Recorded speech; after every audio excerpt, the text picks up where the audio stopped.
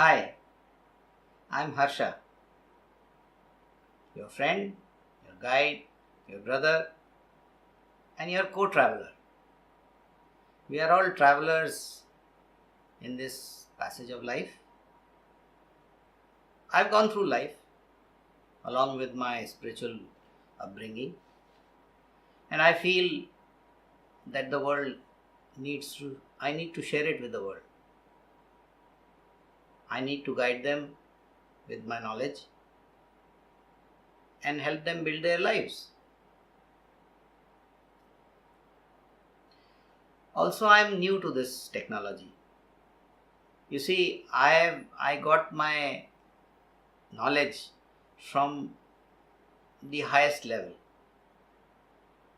And when you get that knowledge from there is no adulteration, there are no shortcuts.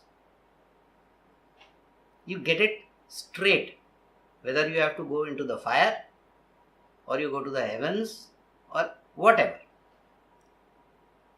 Now I'm trying to dilute it and make it palatable to the viewers, to the people who are viewing this video. And I need your help actually. I want you to tell me, comment on my videos. I'm open to it. I appreciate it. Tell me how fast am I going? Am I going, too fast? Is the content too hard? Or if some point is not very clear. Otherwise, I'll go as per what I know. Although I have been all over the world, I have interacted with people of all continents, and I understand their psychology. I understand their civilizations. So I'm trying to put it into the best way I know, but still I'm there for all of you. And so please help me help yourselves. You see, a lot of this philosophy I had read, digested, practiced, and it had almost gotten under the carpet, for me. I had started forgetting the terminologies and, the proverbs and so on, which I used to do, remember and practice and tell people when I was teaching them. But over the years, I got involved in my profession and obviously away from this topic. You see, as a seafarer, as a captain on a ship, I can't start preaching. So, and that took many years. I was involved in it for many years after I left monkhood. And now I'm coming back to it. Obviously, I'm rusty, not with the meditation, but maybe I might go too fast. So, please comment, give me your comments. I'll welcome them. Okay. So today I'm going to talk about the first two stages of yoga. Remember, I told you 8 legs of yoga, 8 parts. The first two are yama and niyama, morality. right? The other 6 I had already told you. Asan, Pratyahar, offering of your mental colors. Pranayam, control of your breathing in a special way. Dharana, control of your plexus. Dhyan, the ultimate form of meditation, concentration of mind, levitating it to the highest chakra. And Samadhi, complete absorption in your highest chakra. So today, since morality forms a single topic, however there are two parts which I will explain now, is very important. So what is morality and why is it important? Why should I be giving you a moral lecture? You guys are adults, you know many things, but you don't know it in this way, in a spiritual way. And this encompasses the entire field of morality. These two parts, which is yama, psychophysical emanation, it is born inside you and it is expressed at your physical level. Right? Yama, psychophysical emanation. And the second part is niyama, physico-psychic movement. You do physical activities which impacts your mind. Both are 5 and 5. 5 points come under yama, psychophysical emanation, and 5 points under niyama, physico-psychic movement. Now, these two comprise of what is called as morality.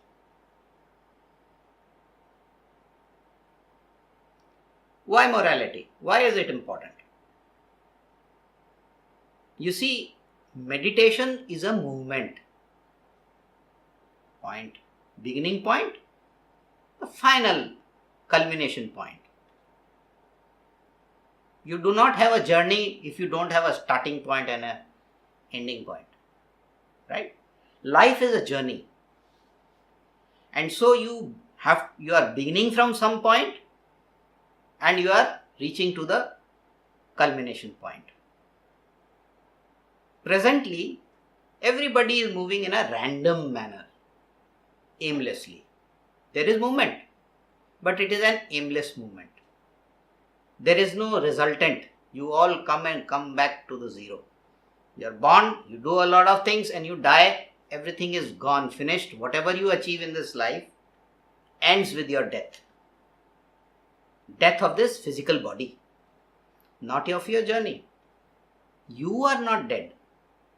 The vehicle which your mind was stationed in died after certain number of years, after having fulfilled its job.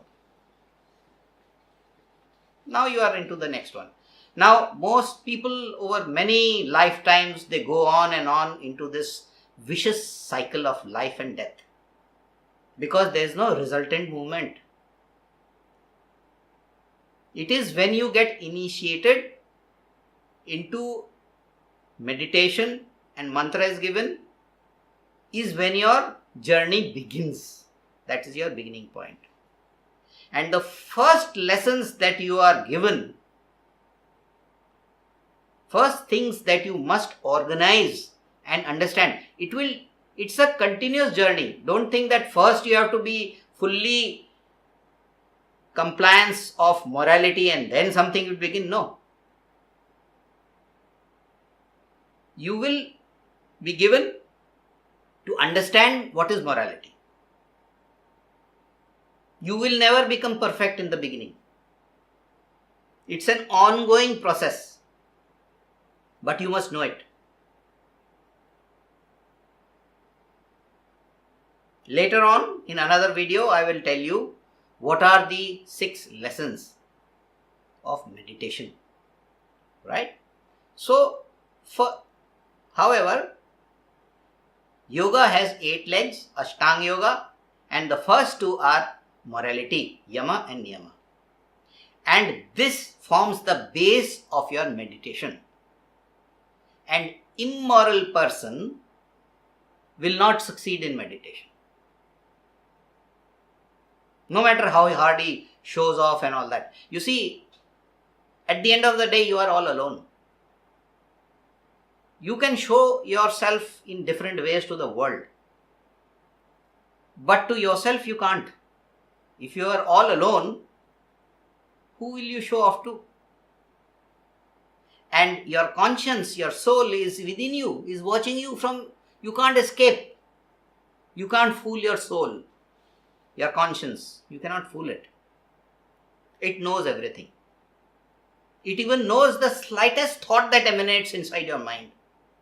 There's a thief inside you, there is this very short period of time you felt something and you thought something. It already knows. So you can't escape morality because it is part of your conscience to your soul. It's the beginning of your meditation. It is the base of your meditation, let's say. A building has been erected, but before that, the base has to be made. You see? Which is inside the ground, on which the entire structure stands. It is not seen, but it is there. It is the one which controls you. So, meditation stands on morality. So now let us understand what is morality and what is yama niyama. What is the first part is yama, which is psychophysical emanation.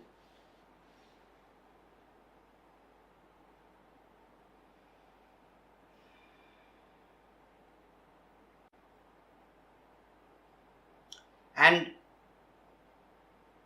what are those 5 points of yama? Remember, I had said these are points which exists inside your mind, inside yourself, and you have to practice it in your daily life. So the first point is ahimsa. Ahimsa is non-violence. These are all Sanskrit terms and I will explain it to you one by one in each video. Today I will tell you those 5 points and I'll give you their rough English translations so that you understand what it is, but they are not exactly those words as I'm saying, but this is a general thing and I will explain it to you how it is slightly different from the English term. So the first one is ahimsa. Ahimsa is non-violence. Now this non-violence has to be well understood, otherwise you will not be able to follow it. Non-violence, I will categorize it, how it has to be practiced, so that you do not harm yourself also. Right? So, there are many points of non-violence at various things, which I will explain it to you in the next video. In my future video after I have finished. Because I have to put in a video on each of the 10 points. So there will be 10 videos on this. So the first one is ahimsa. Second one is satya. Satya is truth. Now what is truth? Satya is much more than truth. Truth is not the true interpretation of satya. And I will explain it to you what exactly the term, the word satya is in its true spirit. So that you see, none of these points are impractical. Please remember this. These morality points are very much practical, very much I could practice it. If I could practice it, you can too. I am just like you. I have probably been the crudest character in the world. Sometimes I wonder why God chose me. But I realized today that there was an underlying strong current which today has metamorphosed into this person sitting in front of you. That is why you must teach your future generations these things at a very tender age, since the age of 7, they say. Right? Okay. So second point was Satya or truth. The third point of Yama is Asteya. Yes, Asteya. It means non-stealing. Now remember, these are all mental propensities which have to be practiced in the physical world. Asteya is non-stealing. And again I will explain in detail what is Asteya, what is non-stealing, and how it should be practiced in your practical life. Then the fourth point is a very nice point. It's called Brahmacharya. Brahm is cosmic. Charya is to walk while eating. In Sanskrit or in Hindi, they use this term for the cows who are grazing. Actually, Charya is similar to grazing. Grazing is when a cow grazes, what does it do? It is moving while eating. It is eating and it is slowly moving ahead. So, Brahmacharya means to be in that cosmic flow, constant cosmic flow. Constant means you are doing everything, you are moving around, you are working, you are dealing with people, you are eating, sleeping, taking a shower, having sex. So, there is a procedure to this, how to follow this. And this, I will tell you, is the second lesson of the 6 lessons. These lessons are different from the other things. And I will tell you, the tantric form of meditation has 6 lessons. And this Brahmacharya is the second lesson. Someday we will talk about it. First lesson is in the second part of the Niyam. I will come to it later on. But Brahmacharya is the second lesson, and it is one of the ways to stop your future actions, stop your reactions to come to you. You see, the life and death and then rebirth is why? Because you are born because of your past actions, and you have to undergo those reactions. Now, while undergoing those reactions, you are doing further actions. You cannot stay without an action. And those create further reactions. So it never ends. So how will you get out of it? This is the way, one of the ways to get out of it. Because as you practice, and it will be, when you take initiation and you understand this process of constant flow, cosmic flow, to be in constant cosmic flow is Brahmacharya. And it is very simple. Very simple.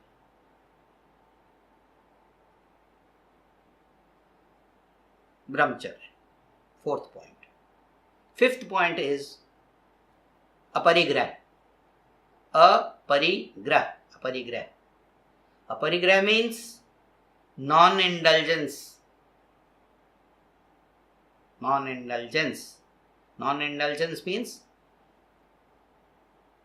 to control your indulgence into worldly things. And I'll explain it to you what it is all about. So these are the 5 points of psychophysical emanations called yama. They are inside you, they are born inside you, but you practice them in your physical world as you move along. Mind you, when you do meditation, these things come automatically. Actually, they are there. If you look inside yourself, you will find that these are there. But we allow our weaknesses to overcome us and we break these laws. Right? Okay. Now we come to the second one, which is called niyama, which is physico-psychic emanations. Physico-psychic movement. As we practice it, it impacts our mind. Okay? As you practice it, it will impact your mind, your thinking process. So you must properly conduct your actions to keep your mind clear. Okay? So the first one is shaucha. Shaucha is cleanliness. And this cleanliness is external, internal, physical, mental. 4. Physical, mental, externally, physical, mental, internally. What it is, how it is, I will explain it. So, cleanliness. You must practice it. Second one is santosha. Santosh is contentment. To be content. Not to be inactive. Not to be lethargic. No. Contentment. There is a way. How it is to be thought about and practiced will be discussed. Third one is tapa. Tapa is penance. Penance means to work hard to attain your objective. What should be your objective? How should you choose it? And all we shall discuss it when we discuss this point. But the third point is tapa or penance. Fourth one is swadhyaya. Swadhyaya is proper interpretations and understanding of spiritual texts and topics. It's a important point, A lot of dogmas have been propagated in our times. And a lot of texts have been misinterpreted by vested interests in the name of God. Even today it's being done,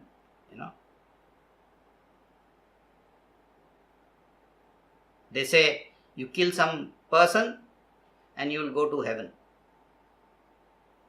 You see, a lot of misinterpretation. Even all kinds of systems and religions, they are there. So proper understanding of your spiritual texts,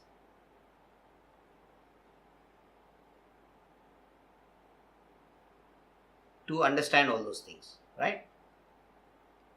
That is the fourth point. And the fifth point is Ishwar Pranidhan.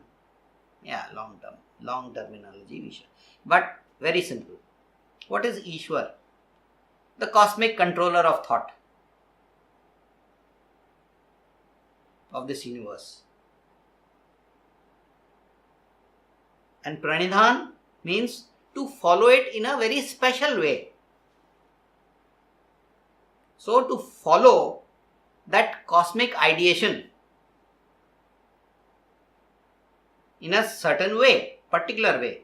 And that is the first lesson of initiation. Of course, there is an introductory lesson. First, in order to put a person into the practice, how to sit down, how to engage in your withdrawal of mind, bring it to a chakra, bring it to a point. You see, there are these various 3 parts of withdrawal of mind, and then finally offering of your colors, mental colors. So all this is taught with the introductory meditation, and then the first lesson is given to the person, which is the beginning of your journey. Actually, the journey has already begun with your initiation. I'm sorry, I'm wrong here. So it's the second stage, but it's called the first lesson.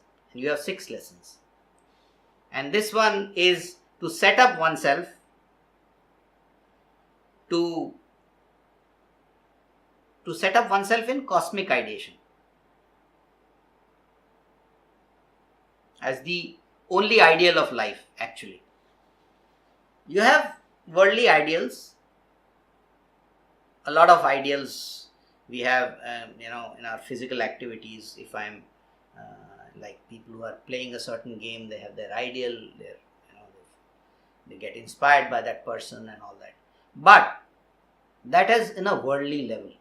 Go ahead and do it. You must have it. Many people, they say, my father is my ideal, because they find him that he was perfect in their eyes in many ways. But this is in the worldly level. You have to understand that you are a traveler. You have been traveling since time, long time, and you will continue to travel even after this body goes. Get next body. And remember, those who get initiated into the Vidya Tantra process means that they have started their journey with the ultimate Guru. And this Guru does not leave you with the body. You will go to the next. When your time has come, you will get initiation. Somebody asked disciple, another person, how to get a Guru. And the simple answer was that it is not you who finds the Guru, it is the Guru who finds you. Because we do not have the power of understanding and to reach him. And remember, I told you, this kind of Guru is the cosmic Guru. He is the Almighty himself who has come in this form to help the humanity. And for him, the time, place and person does not have any effect. No boundaries. Any individual who reaches that stage at anywhere in this cosmos, he will reach him in some form or the other. Maybe who knows, initially like this. Once you reach a point, then like how I got, you see, at some point in my past lives, I must have been also lost, searching for something. And then I must have gotten to some point where I started following this very seriously. And then in this life, or maybe in last life, I must have got it. I don't know what happened in my last life. But I know what has happened now. At that very beginning, I was very fortunate, or I had reached, I wouldn't even say fortunate. Everybody is going to be fortunate. Like I said, every sinner has a past and every sinner has a future and every saint has a past. So, don't worry. I am not special, or you are not unspecial. You are also special. So, don't worry. You must go ahead and don't think in terms of how much time is going to take and oh God and all this. Just absorb, enjoy. Enjoy what you are doing. And today I'm telling you, I'm very grateful to God that He has given me this medium, that I'm producing these videos, and hopefully I'll be able to reach a lot of people and they will see this and get benefited. And I hope that you help me in this movement. I want that you comment. I want that you reach out. I want you to you guys to send me your personal queries, and I will try to answer them as much as I can within my limitations. And I'll be very thankful to you for it. Thank you very much. And I'll see you in my next video, which is 7 Secrets of Success. Yes, question that Parvati asked Shiva, "Oh Lord, what are the secrets of success?" And Shiva said, there are 7 secrets of success, which I'll discuss in my next video. Thank you very much for watching, and have a nice day.